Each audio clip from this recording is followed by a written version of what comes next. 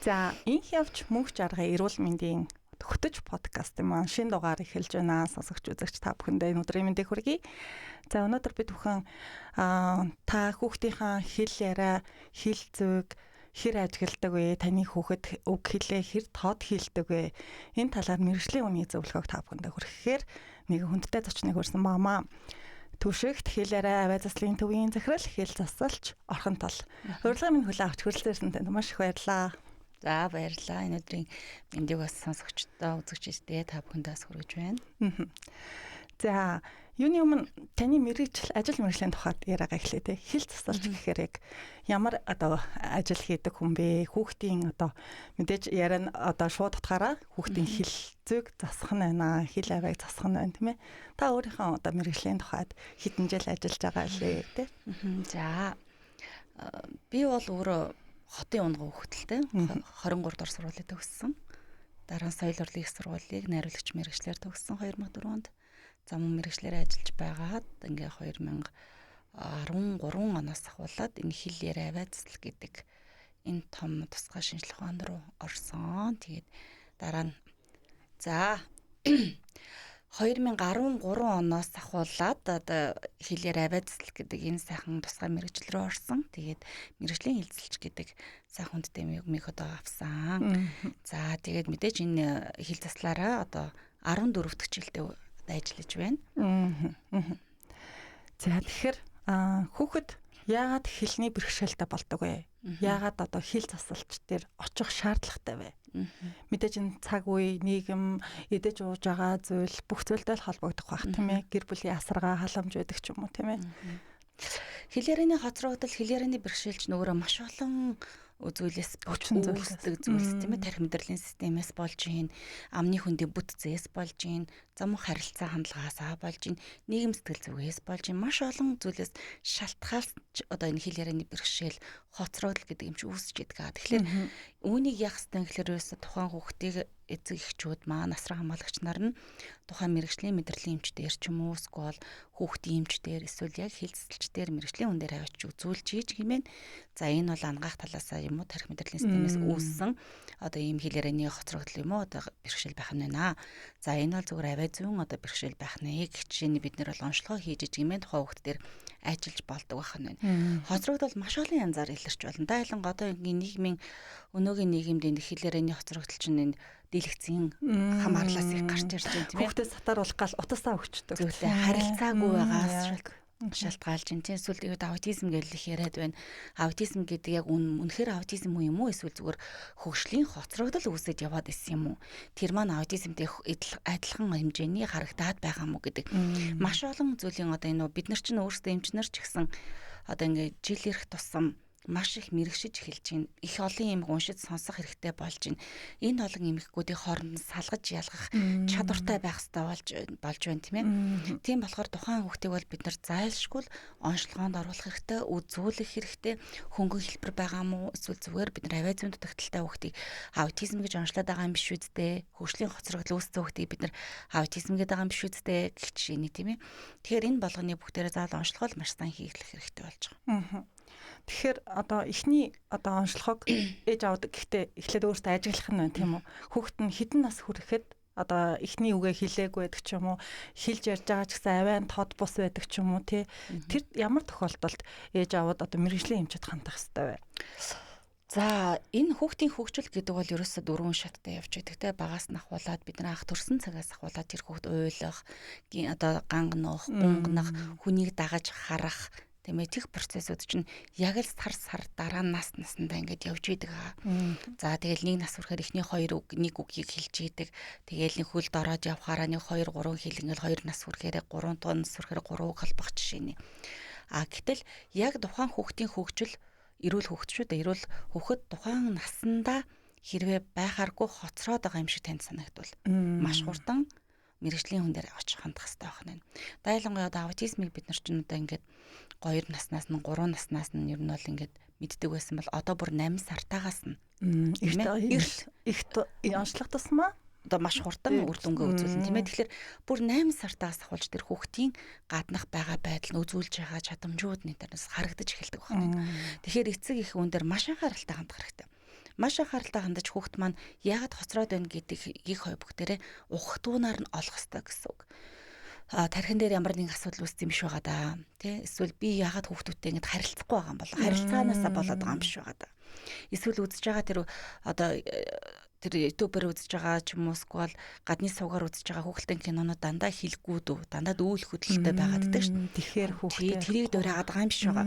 Яагаад тэгэхээр хүүхд чи ерөөсөл одоо чихээр сонсож нүдээр үтсэн болгоныг даган дуурайж байдаг тийм ээ. Тэгжиж амнаас нь гарч ирж байдаг. Жишээлбэл өнөөдөр манай түшигт дээр ингээд сургалтад явхад хүүхдүүдэд тэр үсгийг тэр үгийг бид нар маш олуудад автдаг. Тэр хүүхэд жишээлбэл аутизмтай хүүхэд байлаа гэхэд тэр хүүхдэд бид нар алим, жимс, баавгай гэдэг үгийг бид нар бараг 2000 удаад автаж хэлдэг. Хүн нэгээс сонсохоор айгүй залхмаар юм шиг. Ингийн хүмүүс энээс өөр юм ордгүй бахта гимээр харагдаж байгаа боловч тэр хүүхдийн амаар тэр баавгагийн дүрсийнх нүдээр нь харуулад чихээр нь баавгаг олон удаа давтамжийг хэлснээр амаар нь дараа нь баавгай гэж чөлөөтэй ухамсартайгаар тэрийг өгөнд орлуулж хийх чадамжийг үүсгэх гэж явж байгаа. Тэрнтэй адилхан эрүүл хөвгт ч гэсэн адилхан тийм. Сайн одоо таад анзаардаг бол хүүхдүүд бага насны хүүхдүүд таксигаар ч юм уу машинаар явж ийснэ л хаан банк гэж хажуугаар явж ийснэ тийм мэдэхгүй мөртлөө KFC гэж дандаа хараагаар бүгдээр цээжилсэн рекламуудыг хараад цээжилсэн амаар нь гараад ирдэг. Тийм юм байдаг юм аа. Тэгэхээр хүүхдийн үзэж байгаа, харж байгаа, сонсож байгаа юм болгон дараа нь амаар гарч ирдэг учраас бид нар бага наснд нь байхдаа хүүхдэд хэлд оруулахад нь дандаа цэвэр тод дуудлагаар ярьж байгаа. Инхрийлэх, хайрлах үгээр биш. Тэ зөөлөж биш гэсэн. Хэлээд зөөлрүүлж хит найлахад гэж биш. Тий бид нар ч нөгөө нэг сайхан амтнууд чинь харахаар болгон шахах шиг чи өстө нэрэ юм шүү тийм шүү гэл ингээд л дээ. Тэгэл нөгөө сайхан сандал ширээ гэдэг ойр зургийн юмнуудыг дандаа жижигхэн үгээр нь тал нөгөө аялгуугаар хэлээд л тийм ээ. Тэгээд ахаар нөгөө хөхт нь аялгуугаар нь сонссоор хагаад амаар нь гарахтаа яг л нөгөө гэсэн байдлаар хэлээ сурчдаг байна. Тэгэнгүүт ээж аав нь яана энэ яагаад хэлд орохгүй яг буруу арчлаа шүү гэдэг. Өөрөө заагаад өгсөн байж гэж тийм ээ. Тэр хүн эцэг их өөрөө багаас нь тэр хүүхдтэй бүр найлан хадаж ярьж хэлээ хазаж ярьж тэр хүүхдийг өсгсөн хэрнээ.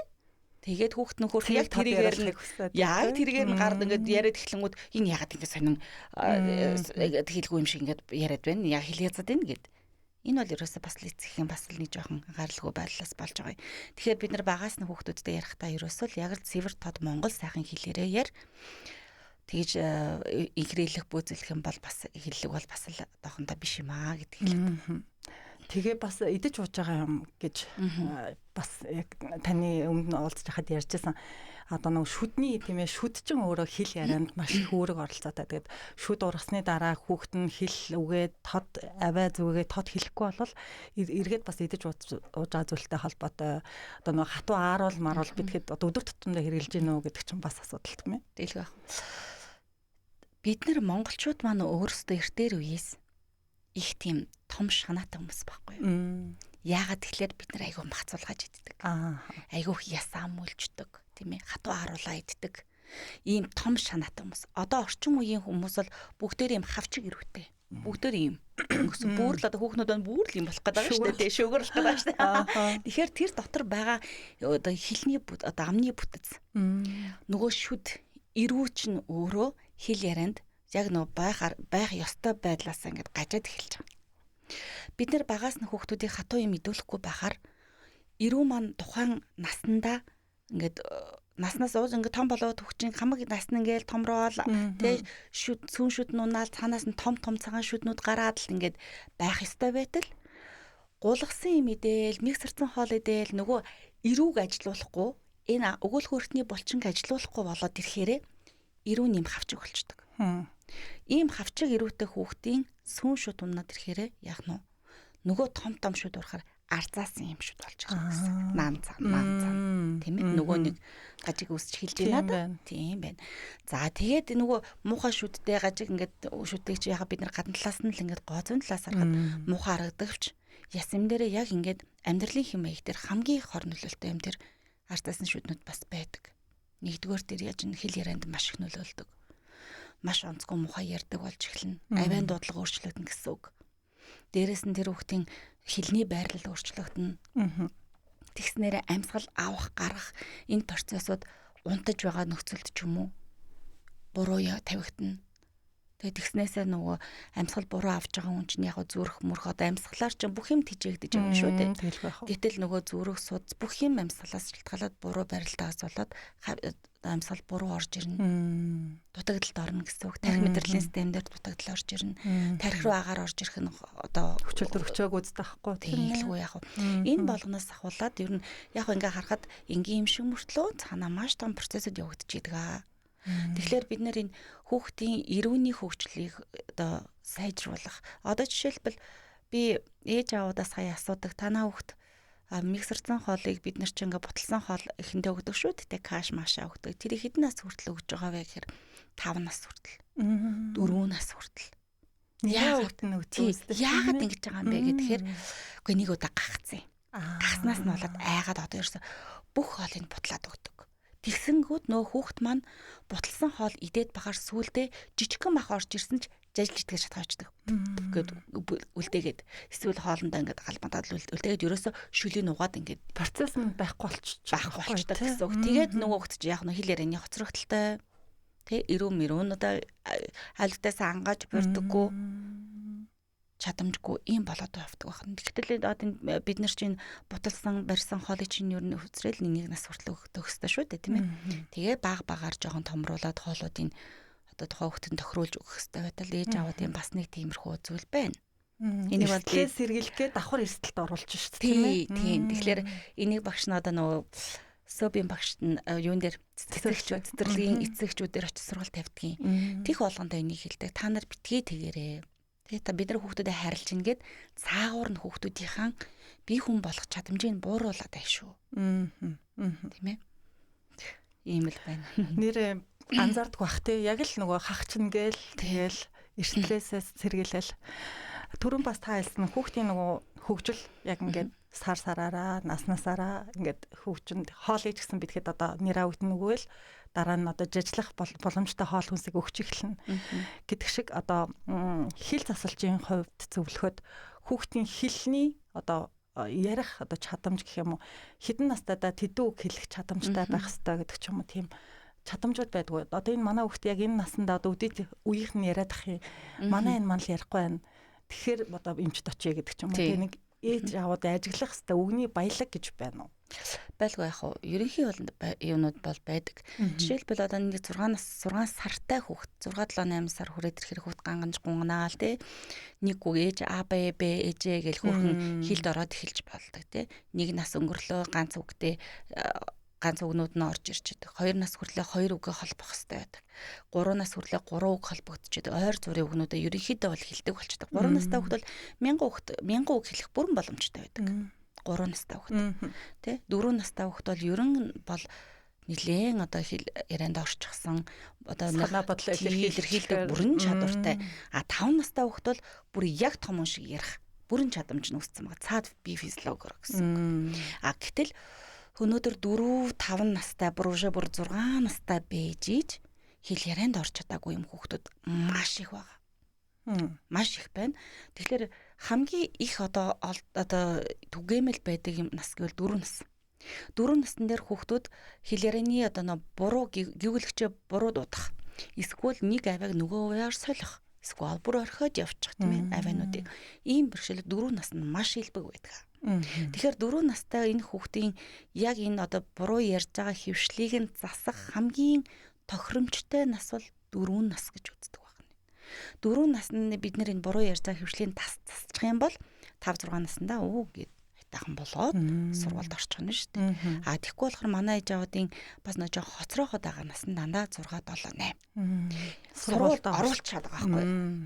Нөгөө дээр үе нэг тийм бас нэг юм яриач юм уу нэг юм тийм байж.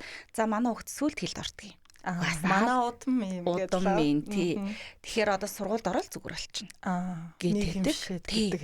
Тэгтэл энэ нас маань магадгүй эмээ өвөн тэгдэг байсан байж болно л доо. Гэхдээ тэр чинь бид нар 8 настай 1-р ангид орж исэн үе байхгүй. Тий. Одоо манай хүүхдүүд 5 настайдаа 1-р ангид баг бэлтгэлтэй ингээд орчиж байгаа. Тий. Тэгэхээр би 8 нас 9 насыг хүлээнэ. Тэгэхэд манай хүүхд хэлд орчихно гэхээр манад үшээд 3 4 дугаар ангид орчих гээд байгаа байхгүй. Тэр үед яг хүүхд асар их сургалт хичээлийн хоцрогдолтой, өөрийгөө илэрхийлэх чадамжгүй, түүнээсээ болоод хүүхдүүдтэй гадуурхагдсан, найзуудтай гадуурхагдсан, тий өөрийгөө дутуу гэдэг мэдрэмжээ аль хэдийнэ авчихсан, тий багш нараасаа айж имэдэг болсон, сургуультай очих дурггүй ийм процессууд үжээ болцсон байж. Сэтгэл зүйн өвчлөх нь шүү. Тэглгүй ядгийн. Тийм учраас нөгөө би ингэж яриад байгаа. Сургуульд орохоос өмнө та энэ хүүхдийг сургуульд орно гэж мэдж байгаа юу? Мэдчихээн. За тэгвэл та жилийн өмнөөс энэ хүүхдийг бэлдэг. Жилийн өмнөөс энэ хүүхдэд хэл ярианы хоцрогдол байгаа бол тэрийг нь засан сайжруул. Хаана энэ хүүхд хэл ярианы хоцрогдол үүсэж юу? Магадгүй тарих мэдрэлийн систем дээр үүссэн байж болно шүү дээ, тийм ээ. Тэгвэл тэрийг бид нар мэдрэлийн эмчдэр ч юм уу одоо яг нөө мэрэгсэн хүмүүстэй аваач. Зүгээр авиан дуудлага хоцрогдол байх юм бол хэл засалч дээр аваач. Амны шүдэн доторх процесс шүдний наас цааш ч юм уу эсвэл одоо шами те орсгоо янз бүр ч юм уу. За эсвэл аман дотор тэр тагнаа хилний доотлын хөвч энтер дэ ч юм уу. Иймэрхүү байх юм бол тэрийг маш хурдан мэрэгжлийн эмчдэр нь очиад засвал. Тэгээд хэл засалч дээр дааш хажуугаар нь яваад өгзүүгийн зас. Ингэх юм бол хоёлоо нөгөө хүүхд маань сургуульд орохдоо сэтгэл тэнгэр нүүр инээмсгэлтэйгээр өөрийгөө харилцаанд оруулах бүрэн чадамжтай гарч байгаа. Ичихгүй гэсэн хүүхдүүдээс ичихгүй, багшдаасаа юм асуухаас эмээхгүй, багшийн ярьжааг ойлгоод байгаа мөртлөө би буцаад хариулж чадахгүй байх тийм юмгүй. Ийм одоо дараа айтайхан орхно сургуульд орсны дараа ээж аав нэгэн ихтэй чигчээл хийлгүүлэх гэж. Тэр процесс багасна гэсэн үг байхгүй тий. Бид нар бэлдээгүйгээс болоод тий хүүхдүүдэд зовоогоод байна л гэсэн үг нэгсэнд. Чи 2 жил одоо 4 мэдгүй 5 6 насны ч юм уу 4 5 насны дээр нь хүүхдүүдэд тоглуулж одоо зуны амралтаар хүүхдэн гадаа хөдөө явуулчаал гинт хөдөөнөөс авчраал тий. За одоо сургуульд орлоо нэг хувцалж явал. Ямар ч бэлтгэлгүй сэтгэл зүүн бэлтгэлгүйгээр тэр өвдөг сургуульд оруулчихдаг. Хөөхий нөгөөдөл нь юугаж мэдгүй нөө цэцэрлэг тоглож явсан хүн чинь шууд ороод сургуульд орохоор шок орох асуудал чинь шүү дээ их хэцүү. Тийм байдгаа. Тэгэхээр бид нар яалтчгүй одоо хүүхдүүдийг эцэгчүүд маань бэлдэх хэрэгтэй шүү. Энийг бүр маш сайн ойлгох эцэгчүүд бүх хүн тэгээ бүгдээрээ л үр хүүхдтэй байгаа. Та нар сургуульд орно гэж хүүхдээ ойлгож лээвэл та нар эхлээд тэр хүүхдэд дэвтэр номыг бэлтгэхээс урдаж миний хүүхэд бэлнүү гэж өөрөөс нь асуух хэрэгтэй байхгүй. Миний хүүхэд одоо тэр олон хүүхдүүдийн дунд ороод багшийн хажууд очиод өөрийгөө илэрхийлэх чадамж нь байна уугүй юу? Тэрийг нь таньсан хараарай гэж. Энэ болгоныг хамгийн түрүүнд бас хийх ёстой одоо юу гэдэм баг боловсролыг өгөх ёстой хүмүүсийн нэг бол СОБ-ийн багш нар ялцчихгүй. Тийм ээ. Тэр хүү цэцэрлэгээр дамжиж байгаа. Цэцэрлэгт одоо жишээ нь өглөө 8 цагаас орой 17 цаг хүртэл багштайгаа хамт те хүүхдүүдтэй найзуудтайгаа хамт тэнцээ сургууль хүмүүжлийн ажлаа аваад хамтарч тоглоод хоол ундаан зохицуулаад ингээд тэр хүүхд байж байгаа. Тэгэхээр тэр СОБ-ийн багш хүртэл энэ хүүхдийг одоо дараа жил одоо манай хүүхд чинь сургуульд энэ ангийнхан чинь бүгдээрээ орно шүү дээ. Тэгэхээр хэлнийх нь бэрхшээлд нилээд тэдгүү хувь нь байна. Тэгэхээр бид нар энэ хүүхдэд тодорхой хэмжээний хэлцлийн одоо анхан шатны хичээлүүдийг зааж өгөөч гэдэг юм уу. Багш нар болгон ч л нэг 10-аас 11 цаг хооронд хичээл орж байгаа шүү дээ. Тэр урдаа нэг 20 минут хүүхдүүдтэй хамт дасгал масгал хийдэгч байх жишээний ийм юмыг СОБ-ийн багш нар хүртэл энийг мэддэг байх хэвээр. Тийм байна. Тийм учраас багш нь түшигт хэлээр авиацлын төв ер нь жил болгон л нийгмийн хариуцлагын хүрээнд маш олон зүйлс хийдэг бийт болоод бийт бусаар тий одоо жишээ нь хорооны хүүхдүүд маш бүр одоо боломжгүй хорооны хүүхдүүдээс жил болгон нэг 10 15 10 ч юм уу ингэж авах ч юм уу тий маш олон зүйл хийдэг. Тэгээ энэ удаа бид нэр юу хийж байгаа вэ гэхлээр нийт Монгол улсынхаа хэмжээнд уул нурдч дүүргүүдээс ярьжсэн гэхдээ одоо Монгол улсынхаа хэмжээнд 3200 багшийг үн төлбөргүй сургаж байгаа. Тий. Энэ ажил одоо 5-8 сарын 21 буюу 5-аас эхэлж байна. Тэрний ард маш олон хүүхдээ. Тий. Энэ бол биений хил засалж болсны бас нэг одоо бусдадаа өгөх юу гэдгийг гавьяа минь байх гэж бодож байгаа. Маш талархалтай баярлалаа. Бүтэн нэг өдрийн сургалтыг гэсэн үг. Бүтэн нэг сургалтын одоо турш би хэл заслын анхан шатны хичээлийг бүгдийг одоо жишээ нь энэ багш өөрөө багш байлаа гэдэг та маргааш цэцэрлэгт очиод ангидаа очиод хүүхдүүдтэйгээ шууд заслын хичээл хэлний дасгалд ингэж хийх бүх юмыг мэдж авна гэсэн үг. Нэгдүгээр, хоёрдугаар тэгвэл та анхан шатны онцлогоог мэдж авна гэсэн үг. Багш нар хүүхдээ ялгаж сурна. Одоо энэ бага зэргийн аутизм байж болцсохгүй байж шүү. Эсвэл энэ зүгээр хөгжлийн хоцрогдол үүссэн байж шүү. Энэ эсвэл авиан дуудлагатай хүүхэд байж шүү гэдгийг одоо анхан шатаараа онцлоод эцэг эхт нь хэлэх нь шүү. За манай хүүхэд бага зэргийн одоо нэг юутай байна. Хөгжлийн хоцрогдол үүсчихэд байна. Та энийг мэрэгжлийн бас нэг эмч дээр очиод үзүүлээд гэж. Эсвэл яг мэрэгжлийн хилцэлч дээр нь очиод үзүүлээд гэж хэлэх тэр чадамжийг багш авцсан байх хэрэгтэй байхгүй?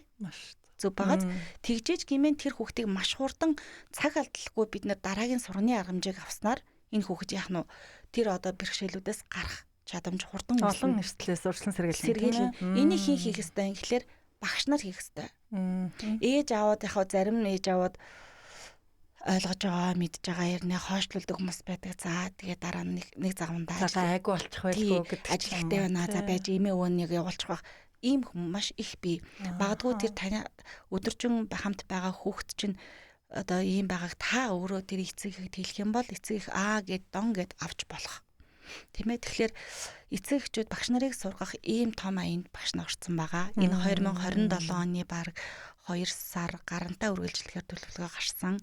Нийт би 45 удаагийн хичээл орох юм байна. Бурхан минь гэж байгаа бодоод сэтгэл зүйгээ бэлдээлаа. Гэхдээ энэ юу гэхээр миний нийгэмд оруулж байгаа орхон туул гэдэг хүн хэл засалж босныг нийгэмд оруулж байгаа миний хамгийн том бэлэг гэх юм уу? Одоо юу гэх юм бэ? Тэг нэг бэлэг байлгүй авахтай байх гэж бодож ин тэгээд энэ багш нарын ард мянган хүүхдүүд тийм. Гол нь тэр мянган хүүхдүүд байгаа. Мянган хүүхдүүдийг энэ багш нар зааж сургаад одоо жишээлбэл юм баггүй. Миний саяны хэлдгээр хүүхдүүд 9 сард хичээлд цэцэрлэгтээ орлоо шүү. 5 сар төгснө. Энэ хугацаанд 7-8 сар байж байгаа.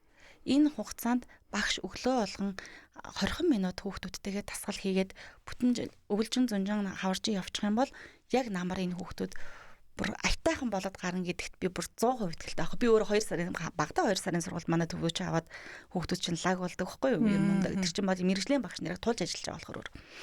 Тэгэхээр хэл засалч нь багш СОБ-ийн багш нар бол яг энэ байдлаараа бүтэн жилжингээ ингээ ажиллах юм бол тухайн хүүхд дараагийн сургуульд ороход бол өстой ээж аавын тэ нөгөө юг чихийг халууцлахгүй шиг зовохгүй шиг орчих юм бүрэн боломжтой байгаа даамаа. Тэгээд энэ ажил маань энэ 5 дахаас эхэлж байгаа. Тэгээд хэн бүх орж болно. СОБ-ийн багш байж болно, ЕБС-ийн багангийн багш байж болно. Магадгүй тусгай хүүхдүүдэд ажилтдаг ээж аваад байж болно, тийм ээ. Тэгэхээр ийм хүмүүс одоо орж ирж байгаа. Тэгээд бид нар ямар нэгэн тентхийн хандив тусламж аваагүй, төрөөс ямар нэг хамааралтай биш, намаас хамааралтай биш. Тэгээд төшөктөө өөрөө ганцаараа явж байгаа. Гэхдээ яг намайг нөгөө сая ийм үйл ажиллагаа би нөгөө манайх зөвхөн дотоодоо ингээд хөтөлбөрөө бичээл юм одоо ингээд явал 2 сар гарсан болж байгаа байхгүй юу. Тэгээд ганц нэг захирлуудад одоо хамтарч ажиллаж байгаа найзуудаа хэлсэн. Бүр бүгдээрээ маш их хүлээж аваад юу яриад байгаа тань туслалгүй яа би ядаж усын дэмжиж усын одоо тий багш нарт сууж багш нарт ядаж би усын авч өгье юу яриад байгаа юм бэ аль ядаж би тэр нөгөө юугийн нэг одоо тухайн байгууллагт би орж ирсэн тэр азтай багш нарт ядаж тэгвэл нэг хөөрхөн гой суглаа явуул яадгийн тэднэрт скол нэг юм хөрхөн хөнгөлтийн карт тэднэрт өгвөл яах вэ гэл компьютерийн одоо бас нэг том компани хүртэл тэгвэл багш нар ч гэсэн компьютер хэрэгтэй штэ тэгвэл тэр багш нарт бас одоо энэ сургуулийн дэмжээд бид нар хэдэн хөнгөлтийн үгүй гэдэл бүр амар хөөрхөн нэг тийм сэтгэлийн юм яхад ч юм мэдгүй ингээл орж ирээд би бүр баярлаад өчтөр уржигдэр чинь бас таны өөрөө бодсон энэ хийх байгаа ажил чинь өөрөө сайхан байгаа болохоор сайн зөвлөгөө дагуулсан байна. Тэгээд өчтөр чинь ингээд баярын нулимс ингээд гарах шиг тий би чи хинээс юуж гуйгаагүй штэ тий. Ер нь өөрсдийнхөө л яг нөө өөр би орхон туул гэдэг хүн юу хийж чадах вэ гэдэг дээр л төрүүлж би 10 гаруй жил хүүхдүүдтэй ажилласан. Яг тусгай хүүхдүүдтэй. Тэгээд сүүлийн нэг 2-3 жилээс ахуулаад дан багш нартай ажиллаж байгаа. Одоо би бол хангалттай багш нарыг гаргацсан өөрийнхөө төв дээр байгаа багш нар маань хангалттай мундаг бүгдээрингийн би мэрэгжлийн хэлцэлж болгоцсон. Бүгдээрингийн байгууллагаасаа бүтэн төлбөрийн төлөөд мэрэгжлийн хэлцэлч нар болгосон. Одоо миний хийх ёстой хүүхэд биш багш нарын л төлөвлөж байгаа. Одоо яг миний өөрийнх нь багш нараа хүртээмжээ далаацтай болгох ёстой. Чи боддоо нэг жилд Монголд 1500 хэлцэлж хэрэгтэй байна. Чи боддоо. Тэгэхээр 1500 баг хэл засалчийг бид нар хаанаас олох юм? Манай Монголд дөнгөж одоо 2 жилийн өмнөөс л ангаах хил засалчаа бэлдэж эхэлж байна. Тийм ээ. Тэгэхэд би энд нэг хүнийг бүр маш бахархууштай бүр үнэхээр тэр хүнд баярламаар байгаа юм. Тэр юу гэхээр 55 дугаар сургуулийн захирал Гамбэлэг гэж Монгол Улсын гавьяат багш бий. Тэр хүн одоо өгүүлхэн чанд гэд хил заслын холбооны тэр хүн баггүй юу? Тэр хүн сүүлийн үед маш олон багш нарыг хил засалж болгож байгаа. Бүр Оросын албаны улстай яриад, Брат улсын бодлого хүрээлэнтэй яриад, тэр Орос багш нарын бүтэн жилжингээ унаашаа ингэж авчраад, зарим нь авчраад, зарим нь онлайнаар явуулаад, тэгээд өөрөө орчуулгын бүтэн жил хийгээд боддоо мундаг байгааз. Тэгээд Гамбэлэг багш бол маш олон хил засалчийг хөдөө орон нутагч бай, одоо Монгол хотод ч бай, маш олон багш нарыг гаргасан. Сүүлийн үед бол Гамбэлэг багшийн тэр гаргасан багш нар бол бас л чамгүй энэ тэнд хил засалчуудыг хийгээд үнэхээр дадлагыг ингэж явж байгаа нь хамгийн мундаг бархууштай. Ийм сайхан багш бас байгаа. Би бас тэр мишээ мундаг байгааз. Тийм. Тэгэхээр одоо бид нэр тэр 1500 багшийг хизээ одоо тэр хүн багш нар гарч ирэх вэ? Хүүхд маань ингэ явж гэж харж ирөөсө болохгүй. Боломж болцоогоор нөөц болцоо биднэрт юу байна? Тэр нөөц болцоо бид нэр ашиглаж энэ хүүхдүүдийг бид нэр хүн төрстэй, хүн хиллэхтэй, Монгол улсын Монголын энэ сайхан яруу сайхан үг хэллийг цэвэр тод дуудлагатай болгож төлөвшүүлэхгүй бол ирээдүйн хүүхдүүд айгүй хэцүү байгаа, эвгүй байна. Хил ус одоо байлангуяа багасаа англи хэл рүү шурцсан. Тийм ээ. Үзэж харж байгаа юмнаас альва юмны суурь нь тухайн улс оронд амьдарч байгаа тэр улс орныхаа хэлээр байх ёстой. Суурь нь. Хэрвээ манай хүүхэд би Монгол одоо жишээ нь аав ээжээр нь Монгол байгаад тэр хүүхэд Солонгос төрчлөө гэж бодоход тэр хүүхдийг би ээж аав тийм хүмүүс авчирдаг байхгүй юу? Солонгос төрсэн. Тэгээ Солонгос нэг 2 жил 3 жил байж ийснаа буцаад Монгол авчираад Монгол нэг хэсэг байлгаж ийснаа буцаад Солонгос руу явуулаад нөгөө тэнгууд нөө Солонгос хэлээр ингээд дөнгөж орохдоо ингээд нүдэн нэгдэл нэг дөрвөлжин бичиг шиг хараад зөөлөн ялахтай хүмүүсийн дуу хажуугаар нь сонсоод дөнгөж солонгосоор ярих гэд бэлтгэж байсан хүүхэд маань хатуу ширээ уур амьсгалтай. Тэ үг яриа нь хатуу. Яс заншил нь өөр, орчин өөр, цаг гарын байдал нь өөр. Ийм ширээ уур амьсгалтай газар ороод ирэхээр шок орчдөг. Алингээр нь ярихаа мэдхээ байгаас шок орсон маш олон бий. Ийм тохиолдол би ингэж хэлдэг ээж авдаа. Та нар айл хаана амьдрах юм? Солонгост амьдрах юм уу, Монголд амьдрах юм уу? Тийм ээ. Хэрвээ та нар Монголд амьдрах гэжвэл суурийг монголоор тавь. Хэсэгдээ тэр солонгос хэлийг одоохондоо ингээд одоо бити үзвэл та нар монголоороо яар. Хэрвээ солонгост амьдрах гэжвэл суурийг шууд солонгосоор тавь. 2 дахь жилийн монгол хэл болго. Тэгэхгүй бол энэ хүүхэд аль-айлнчгүй болоод бүр нэг ингээд депрессэнд орчдөг. Тийм байна тий. Тэртээ тэргүй хүүхэд манай ээжтэй бас нэг алдаа юу гэхэлэр угаасаа л унгаа ангилалтай болох гэж байгаа. Гээд байдаг байхгүй юу? Үгүй чи болооч чи суурийг монголоор цэвэр тод дуудлагын 50-аад өгчлөлтөө. 2 дахь жилийг угаасаа хүүхэд 5-6 нас гээд сургуулийн цагаад өгчин өөрөө ч гэсэн 2 дахь жил явахад айгүй амархан болчдөг цээжлд орох нь. Суурь нь ямар ч хэлгүй хүүхэд аль аль руу нороход хэцүү. Та монголоор яриаддаг, цэцэрлэг дээр нь очихоор англиар яриаддаг. Тэ? Сургууль дээр нь очихоор англиар яриаддаг, нааша монголоор яриаддаг. Тэнгүүд тэр хүүхэд биш үү те? Монгол орчинд байгаа байхгүй юу? Дэлгүүр орсон ч Монгол, гадуур явсан ч Монгол, тийм ээ? Гэтэл англиар бас ярих гэдэг ингэдэг. Маш олон юм байдаг. Тэгтээ яг тухайн хувийн өөрсдөө нь сонголттой. Ер нь бол минийх бол энэ жоохон төвхтэй л юм шиг санагддаг. Тэгэхээр та аль улсад амьдарч байна? Тухайн төрлөх хэлнийхэн хэлийг нь сурга. Тэгжээч дараа хэл сурахад асуудалгүй орно. Төрлөх хэлээс маш сайн сурч байгаа. Та түрүүн бас ярианд хэллээ 1500 гаруй одоо хэл засалж хэрэгтэй байна. Эний цаана эргэл нөх хүүхдүүдийн хэл заслалын одоо хэрэгцээ шаардлага байна гэж харж байна те. Бас таатай юм шиг хэрнээ таагүй мэдээ болчихж байгаа байхгүй. Таны төвд одоо төвшөгт хэл заслалын төвд маань бас очиж байгаа хүүхдүүдийн одоо яг дийлэнх одоо нэг эмгэг гэх юм уу те одоо тэр нь юу байна? Авиан дуудлага сог. За. Эрүүл бөгөөд хэлээр нь хоцрогдлоо гэсэн үг. Нэг авиаг нөгөө авиарт сольж хэлдэг. Тэ эсвэл бүр хайчдаг. Тэгээд харилцааны хоцрогдолтой, таны мэдхүн хоцрогдолтой. Ийм хүмүүсд элдийлэх. Авиаг сольж хэлнэ гэхээр яана? гэсэн жишээ бол та. Яг үү ДД хоёрыг хооронд нь солино. ЖЖ хоёрыг хооронд нь солино. Жимс гэж хэлэх димс гэж хэлдэг гэсэн үг байхгүй юу? Дандаа нэг тий. Нөгөө ээж аавыг эрхлүүлж хэлдэгтэй ч байлдаг. Радио гэж хэлдэг. Чихэр дихэр гэж хэлдэг. Тийм ээ. Эсвэл бүр дундах одоо ингээд яг ингээд авиаг нэгээр нь хэлүүлэхээр хэлж байгаа. Тэгсэн хэрнээ үгэнд ороод ирэхээр чадхаа очдөг. Нэг ясандаа 2 3 гэгүүлэгч зэрэгцээд ороод ирэнгууд дундахыг хачдаг. Эсвэл нөгөө авиаг нөгөөтгөр нь сольждаг гэсэн үг. Ийм байдалтайгаар ийм хүмүүс бол нилээх. Би. Тэгээд таны мэдхүн хоцрогдолтой. 5 нас хүрчгээд өөрийгөө илэрхийлж чаддаггүй. Өөрийнхөө нэрийг олигтой хэлж чадахгүй тий. Насаа хэлж мэдгүй. Тэгээд ээж аваадын бас нэг яхаа хөрх юм яна ээж аваадыгаа шимжлэддэг. Гэтэ яалчгүй нөө хажууд хамтаа болохоор би хэлхээс өөр аргагүй тийм ээ. Тэгжижэл бид нар засан сажирна. Ээж аваад маа нөгөө өмнөөс нь бүх юм хийгээ сургацсан байдаг юм. Одоо жишээ над дээр ингээд ирж байгаа хүүхэд маань за миний хүн нэрээ хэлээрэ. Гингүүд ээж рүү хардаг. Ээж нь төвшин ээлжтэй төвшин. Өөх хүрэх. Хэд настай юм хүн гэсэн. Тэгэл нүдний ерөөс ингээл юм. Тэгэл ээж нь хэлэлдэ ч өөрөө хэлдэ 4 бицтэй 4 багшаа 4. Чай хідэн дүүтэй юу ахтай за ахтай хідэн ахтай юм нөхөө гингүүд. Гэхлээрээс байнга юм. Тэгэхээр тэр нөгөө яаж юм гэхлээр эцэг их өмнөөс нь орж бүх юмыг хийж өгсөөрөн байгаад нөгөө хүүхэд маань өөрийн гэсэн юм болчихж байгаа. Өөрөө ингээд толгоороо бодоод хэлэх чадамжгүй. Тэгээ би одоо тэгдэг байхгүй хүүшээ ямар хэцүү юм та эсвэл гарж ийн үү? Тэгээ би одоо хүүхдийн шин төвшин тодорхойлох гээд юун дээр нь ажиллавал болох вэ гэж бодор ингээд бодоод ингээ хэлж яхад та өмнөөс нь хариулаад ахаар яах вэ? Өө яна нэрээ тийштэй. Өө тийм за би дугаач гэлдэгтэй. Хүрхээ тэгэл яах нөгөө өвнөр нь дандаа юм хийж өгөө сургацсан. Хоол унд итгэхэд ч гэсэн тийм. Дандаа одоо 5 настай ээж халбагдуулж идүүлдэг. Хайрн хэтрээд. Тий.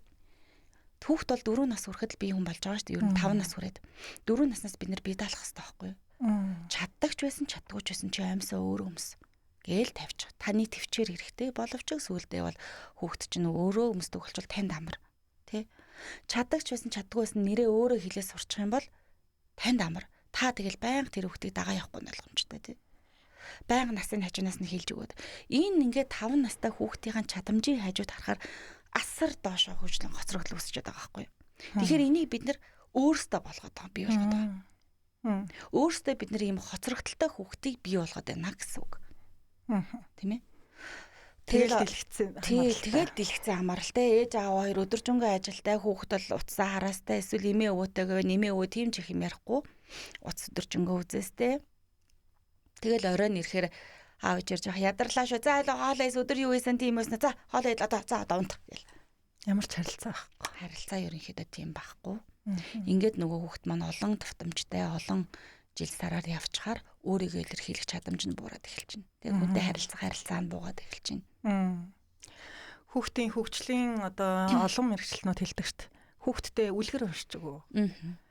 Тэгээ одоо энэ Монголын сайхан үлгэрүүд байна тий. Одоо гадны орчуулагч байсан юу ч байсан ингээд одоо их хэл дээр үлгэр тод өөрсдөө эцэг их нь өөрөө тод цэвэр унших гэж байдаг юм тий. Энэ бас хэл одоо ороход хүүхдэд маш дөхөн байдаг болов уу гэж дөхөн. Одоо багш нь түрүүний л яриадсэн юм. Хүүхд чигээр сонссон юм аяр дийш болгодог юм чинь.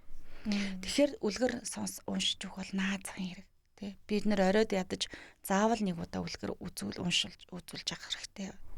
Ном гэдэг имийг сүүлүүд хүүхдүүд нэлээх хайцсан байна. Манай одоо Алтай хотхны салбар дээр 5 дугаар анги.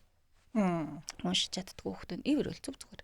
Тэгсээр нь ингээд 1-р ангийн хүүхдээс 7 дор тэгж уншдаг.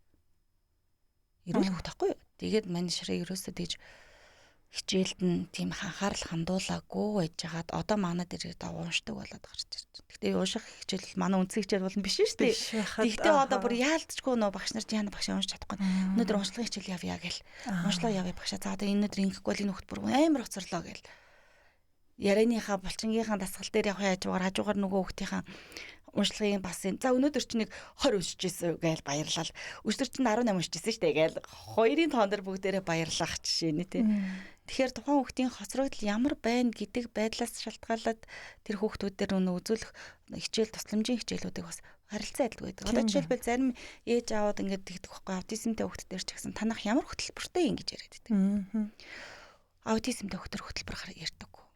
тухайн хүүхдийн онцлогоос ахгүй юу. Хүүхэд бүр өөр онцлогтой. Тийм. Бүгдээрээ л адилхан хөнгө хэлбэр авч ирсэн биш. Тэгвэл зарим нь ярьдаг, зарим нь ярьдаггүй шүү дээ. Тийм ээ. Ярьдаг хүүхдүүд нь гэвэл тэгвэл таны мэдхүү ноцрогдол нь байна уу? Үгүй байна уу? Огт ярьдаггүй хүүхдүүдээр тэгвэл бид нэр яаж авах юм? Тэгэхээр хүүхд болгон өөр өөрсдийн хөтөлбөрийг багш нь тухайн үзсэн, оншилсан багш хөтөлбөрийн зааж өгнө шүү дээ. Гэх жишээ нь. Одоо бага насны дөнгөж 6 настай сургуульд орох гэж байгаа хүүхдүүдийг хүртэл бид нар хажуугаар нь нөгөө гар зурлагын хичээлүүдийг хавсарч явдаг. Авиа үсгийн бүрд сэжлүүлдэг. Тэртээ тэрвэл бид нар авиа зааж байгаа юм чинь зүгээр авиа зааж байхаар авиаг нь нүдлүүлдэг. Нүдээр нь харуулж сэжлүүлдэг гэсэн. Тэгэхээр сургуульд орохоор ядаж л авиагаа хүүрхий тэмдэг болж орно гэсэн үг. Ядаж л нэг бал харандаа нийлүүлээд нэг зурлагаа ингээд зурчдаг хүүхд орно гэсэн үг. Маш буянтай ажил хийж байна. Гэхдээ нэрнгээсээ бас тэгээд яг цаг үеэ дагаад хүүхдээ саадуулах гэж өгсөн утас нь эргээд ингээм хөгжлийн дөрөөдөл танай мэд төхөн дөрөөдөлд хүрэж байгаа байна гэдгийг одоо тэгээд танаа төвд очиж байгаа эцэг эхчүүд ойлгож байгаа хаа тийм ээ. Одоо өдөр тутмынхаа үйл хөдлөлийг хэм маягийг хүртэл өөрчлөх хэрэгтэй. Тэгэл байх уу. Зарим ээж аваад ч бас идэгнэ. Одоо нэг 14 онцлоо одоо ярих юм байгаа зү гэлдэгдэг байхгүй. Тэр хэцүүлдэ. Энэ тухайн хүүхдийн бие физиологид ажиллаж байгаа асуудал тий. Тэрнээс биш би ч юм уу чи ч юм уу тий. Тань дээр ажиллаагүй шүү дээ. Тэгэхээр тухайн хүүхдийн хүлээж авах чадамж гэж байдаг. Тухайн хүүхд их удаан хүлээж автдаг хүүхдүүд байж болно шүү дээ. Тархи мэдрэлийн систем дээр асуудалтай ээж байдаг юм уу тий. Инстинкт гинжтэй байдаг. Их удаан хүлээж авдаг хүүхд байна. Эсвэл маш хурдан хүлээж авдаг хүүхдүүд ч байна. Дээрээс нь эцэг эхчүүд өөрсдөө багшийн өнөөдөр хийсэн заасан хичээл бүрийг гэрт нь очиод 10-аас 15 минут хийдэг байж ич гэмээр өнөөдөр бидний үр дүн гарч ирнэ. Илүү хурдан байх байж болно тийм ээ. Хамгийн багадаа 2 сарын хугацааг тавьдаг. Сар мараар гэвэл ер нь хэцүү. Чи сарын бодолтой одоо бидний хичээл ордог энэ хэл өгөл хөртний булчингийн дасгалал ингээл таны мэдхүү харилцаа гэл энэ хичээлүүд чинь өдөр болгон орохоор 4-5 настай хүүхдэд ядардаг. Одоо би багш нар дээр ингээл дасгалын хичээл орохоор үгүй нэг ганц дасгал нэг 100 удаа хийлгэж чингууд ч тарих толгойн өвдөл ёо хийя хүүхэл ийш инглээ тэглээ мэглээ гэл бөө юм болдог. Гэтэл тэр дасгалыг бага насны хүүхэд яг бага тоог нь багасгаад хийсэн ч гэсэн бас өвдөх магадлалтай. Тийм учраас өдөр болгон гэж явах нь маш буруу бага насны хүүхдэд. Одоо бага насны хүүхдийн тэгдэг штэ. Анхаарал төвлөр тэдөө хэдэн минут гэлтэй суух одоо хугацаанд тэд гэлдэгдэг ш тэрнтэй адилхан баггүй юу. Тийм учраас өнжиж тэр хүүхдүүдийг ядраахгүй тулд ордог. Тэгээ сонирхолтой байлаар орох болохгүй штэ. Тийхгүй болохоор нөө өдөр болго орохоор бас ядрах магадлалтай. Тийм хичээж бид нэр 2 сарын хугацаагаа барихгүй юм бол 1 сарын хугацаанд бол тийм хурдан одоо өөрөөс авсан юм шиг тэр хүүхэд цэвэр дуудлагатай болоод тэ хилнийх нь болчин хөгжөөд л эрүү аам нь хоорондоо салжин гэж хардаг болоод л ингэн гэдэг бол бош одоо алтан цасны үлгэр шиг юм болох гэдэг юм л та. Ээж аваа тэрэн дээр маш сайн ойлгох. Таны 5 жил яриаггүй хүүхдийг тийм үү би 1 сарын хугацаанд яаж чадах би ч одоо тэгсэн чи миний бибислог гэж чадахгүй шүү дээ. Тэгээ нөгөө ээж аваад чинь одоо нийл ярихгүй бах юм. Энэ яг үр дүн л хийх гадаад тийм ээ. Хүлээцтэй бай та нар тийм тий. Бас жоох эрүүл ухаанаар нэг бодож сэтгэж бай. Тий. Эргээд яг өтөр тутамдаа ээж аваад маань амьдралын хэм маягаа өөрчилсөн үү тий. Оройдоо ээж хүүтэйгээ хэдэн минут ярьж гин гэдэг ч юм уу тий. Бүх зүйл нөлөөлсөн тийм ээ. Таны хэлж байгаа тэр үлгэрээ өнөдөр ядаж нэг унтахт нь уншаад өгчихсөн үү? Хүүхэд орой алга үлгэр уншаад өгөхөр амар дуртай болчдөг. Тэгээ бүр нэгтэг болчдөг. Нэг манай нэг хүү байсан тэр бас нэлийн ярихгүй байна гэдэг эрүүл хөвгөлтэй зүгээр хэлээр нь оцрогдолтой байсан. Тэгээд ярихгүй байж байгаад нэг сар гарантай явсан чинь нөгөө ярих аппетит гэж байдаг хүүхдэд. Ярих аппетит нь хөдлөнө гэж байдаг байхгүй. Бүр ярихгүй юм байсан хүүхдийг яриа нэг хичээлүүд ороод ингээл үлгэр хамтдаа ярилцаал нэг өгүүлбэр уншаад тэрийг буцаагаад өөрөөр нь яриулаад ингээд байх тусна аппетит нь хөдлөөд аав нь ямарсандаа нэг орой эрэхтэй хүүшээ багшаа нэг буцаагаад нэг жоо харийнхан дугуй алгаж болохгүй юу гэсэн. Үгүй яаваа гэсэн шуулган зүгт. Орой бүр ингээд ирэх болгонд бүр унтуу утлаа шүн боллоо ярьцдаг гинэ. Чи тэгсэн би өнөөдөр юм бисэн тэгсэн нэгсэн. Тэгээд за минийхөө боолно. За авнуудээ. За авнуудээ. Тэгээд тэгсэн чи хөөч таашаа хардаа. Хөөч хардаа гэж байгаа л ярьдаг. Болчлаа гэд. За бас нэг юм асуудал байна.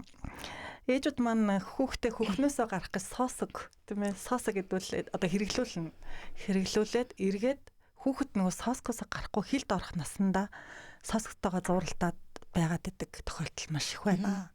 Энэ нь одоо үгүй яаж ч утсан амд нь одоо юм байхаар хэл ам зуураад үг хэлэхгүй болоо гэж бодоод байгаа. Хэлд ороход оройтоод байна гэдэг зүгт. Яг нь соск бол тиймч амар аюултай зүйл бол биш. Гэхдээ нөлөөлнө. Юу гэхээр хүүхдийн амны хөндийн бүтц бүгдээр л мөгөөрс те зөөл идүүд байгаа шүү дээ. Тэнгүүд бидний бас нөгөө стандарт биш соскууд бас их байдаг.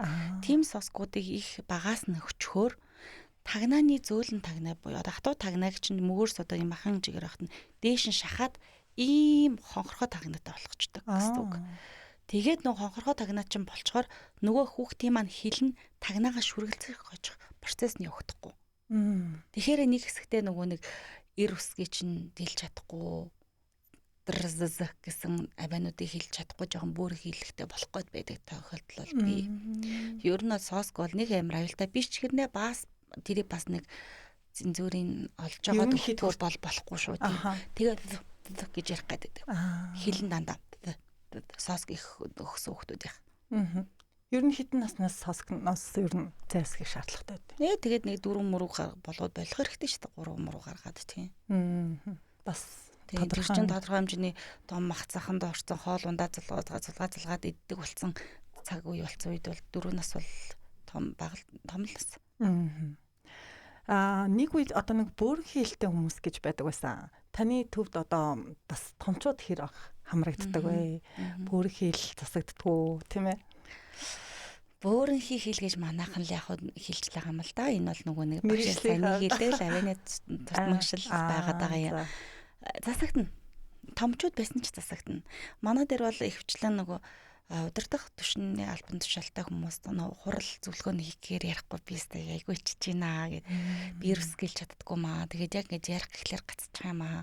Эсвэл ярддаг хүмүүс хүүхдүүд залуучууд байдаг оператор гэдэг те. Тэгэл яг нөгөө тушаалаа өгөөл заавар завшлагаа өгөх гэхлээрэл гацчих юм аа би ингэдэг ч юм уу. Тийм хүмүүс байдаг. Тэд нар дээр яг нэг хэсэг би ордог байжгаад одоо багшийн бас нөгөө цаг яалтчгүй ингээд болохгүй байгаа учраас одоо насан турштай ангийг бол манайх авахгүй байгаа. Ер нь бол авдаг.